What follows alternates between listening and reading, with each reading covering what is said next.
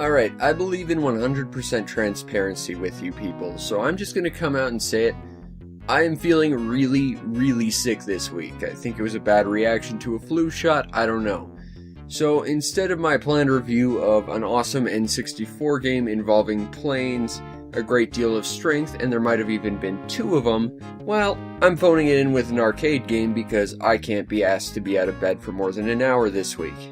So, Marble Madness. It was an arcade game that I believe was one of those games that controlled via trackball, which I have no idea how you'd adequately use one of those things. I once had to fill out a job application on a computer using a trackball, and a simple task like that would have taken 10-15 minutes took an hour and a half. True story. Speaking of this story, your quest follows God Lord Emperor Gonad Faffybottom, master of the domain of just up the hill. He is under attack by the evil Baron von Mecharaptor, located in the kingdom of At the Bottom of Incline. Your job is to man the MRMD-55, a brand new warship made of pure sapphirium alloy, except that the mechanical engineers realized that would be way too bloody expensive and replaced all of it with cheap blue glass, and sent you on your way without knowing. So now you must take the fight to Baron von Mecharaptor in his kingdom at Bottom of Incline in a very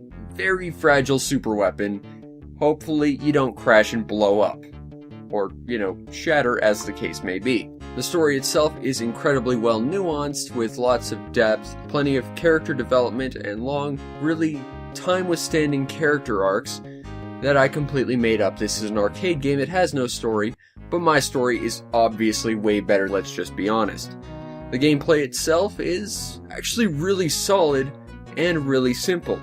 You have 0 buttons. You control it purely by trackball, or in the case of this version on the Xbox 360 with your control stick. And I don't know if it's just my control stick because neither of my control sticks auto-center properly or anything, but this thing has incredibly bloody touchy controls, which means you might end up dying a lot, and it might not be your fault. And again, this might be my controller, I'm willing to own up to that. But yeah, your ball is really sensitive. If you take any sort of fall, even a few centimeters off the ground, you're gonna shatter instantly. And that makes things incredibly bloody challenging. Now what is interesting is you can die as much as you want in this game. You have unlimited lives, however, you only have a set amount of time to exist in this world. And that's where things get interesting and incredibly challenging, where you see each level gives you an extra little bit of allotted time per course that you go through. However, each amount of additional time that is given to you is suffering from diminishing returns. You get less and less time as each level progresses. So in order to succeed, you need to be able to beat the previous levels really fast so that you have that time stocked up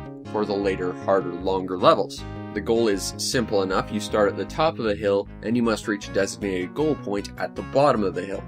But the problem is not only the time limit, but the fact all the paths on the way down, which yes, there are multiple paths, and this is a really cool aspect, all the alternate paths have various obstacles, tricks, traps, enemies, and environmental hazards you're going to have to deal with. And it's up to you to figure out what the best route to the bottom is without blowing yourself up too much or wasting too much time. And what's really cool about these multiple routes is it's not necessarily that one is just clearly better than the other. It's more like which one you're capable of getting through better. Because I can tell you on level 4 or so, there's one very short route that I could not remotely get past without losing all of the time ever.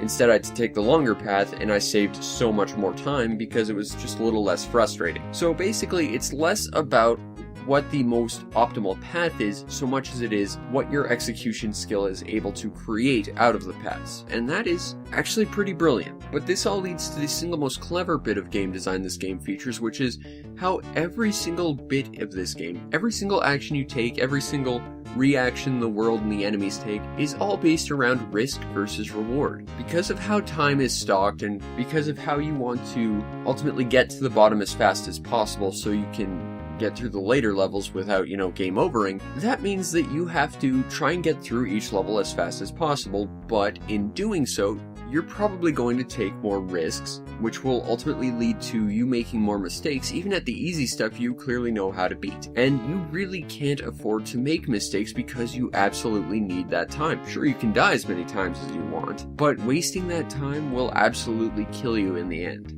And even though this is an arcade game, it's not a simple matter of, okay, I'll shove like $50 worth of quarters into the machine. As soon as you get a game over, no matter how many credits you have, you start back at the beginning. So you can't stockpile time based on how many quarters and lives you get, because they only affect new playthroughs. And at the end of the day, this all comes back to the fact that this game is definitely mean, and it's absolutely an arcade game, because it's one that really does not want you to see its ending without putting in a ton of work, and maybe a little luck. Now, this game isn't all sunshine and rainbows. It is very, very difficult, and like I kind of said with at least how my controller handles it, it does feel a little unfair at times, and not helping this is the fact that it does take an isometric perspective. Because of this perspective, it's actually really hard to judge exactly where you are in this world in relativity to, say, holes or enemies or edges of walls, or even where walls begin and end at times. And because of that, it adds an extra level of difficulty that really isn't there simply because it's trying to be well designed or anything. It's just there because of the way they decide to make the camera work. For example, if this game took more of a top-down perspective, it would have been a lot easier and would have had less deaths involving simply not knowing where the edge of the platforms are. And likewise, to make this game even harder, it feels like they group various traps and enemies really close together, almost like it's impossible to get by. Like, these little acid puddles, if you play this game enough, you can find one very quick path through, but it's still very tricky to execute. And while I do applaud this game as being one great, brilliant execution challenge, based on your own understanding of the game, you really have to play this game a bunch of times before you see it. Like, I had to get to this level and get to these acid puddles about 4 or 5 times before I realized, okay, if I head here as fast as I possibly can, there's one small gap where I can get through without a problem. And that's a bit unfair, I think. But overall, if you take this game from the perspective it's an arcade game, it's supposed to be crushing, and it's supposed to be a game about execution, understanding the game, and trying to essentially beat the game at its, well, for lack of a better term, own game.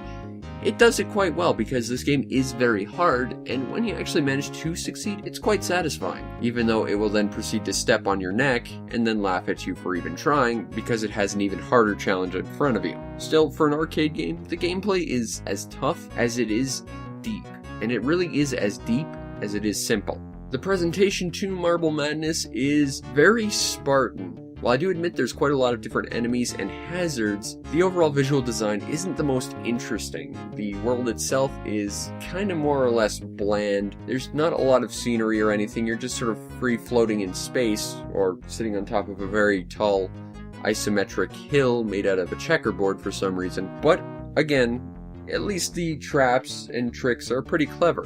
I also like the fact that there are a lot of different dying animations. I think I counted like 6 of them, and that's pretty impressive because you're going to be dying a lot. So seeing all these different death animations and the fact that they're contextual, that's actually really cool.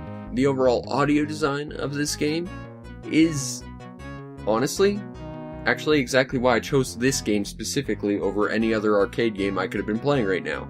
I had the theme song to the first game stuck in my head all this time. I was humming it pretty much all day. And once I realized, oh wait, that's Marble Madness, I had to play Marble Madness.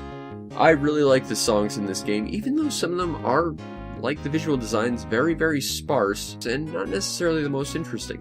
It does have a very wide variety, though, from what I would say is a very sort of, almost sort of aquatic ambient or like space ambient sort of theme with like the practice level, to the upbeat theme of the first world, which is still stuck in my head. Damn it, that is a good song. To even the really rock and game over tune. Seriously, this game actually is pretty impressive from an audio perspective, even though it's lacking in a lot of areas, just as it is with the visual design. I think at the end of the day, visuals, audio, and even gameplay-wise, it's entirely an exercise in making the absolute most out of what very little you have. And when you can create something as fun as this, and as pretty as this, and as really musically interesting as this, despite what little you have to work with, that's damn impressive. Now, if you want a copy of Marble Madness, Unless you're going out and buying the arcade machine itself, in which case I'm very jealous of you, it's not going to cost you very much. It was available on pretty much every console, as it is an arcade game and they like to re-release those en masse because they're cheap. It was also included on pretty much every Midway collection. I'm playing this on the Xbox 360 Midway Arcade Origins collection, which I've personally heard is kind of a terrible compilation, but I'm not seeing it all that much. Either way, you shouldn't have to pay much for Marble Madness. It typically costs, at most, maybe $10. And you know, it is an arcade game, it's over very quickly, and it's gonna kick you in the face just in terms of how crushing this game is, because that's what arcade games did. They weren't about story, they were about taking your money and trying to take it as fast as possible to get other people's money, and this game does it well. As an actual game, it's fun, but you probably won't get a ton of gameplay out of it. You'll probably play it for a little bit, put it down, maybe pick it up a year later, play it again, and for $10, yeah, that's not a bad price. Overall, while Marble Madness is hardly even in my top 10 arcade favorite games or anything, it's a pretty solid game, and if nothing else, great theme song and great completely made up story by me. And at the end of the day, it's that completely made up story that makes it all worthwhile.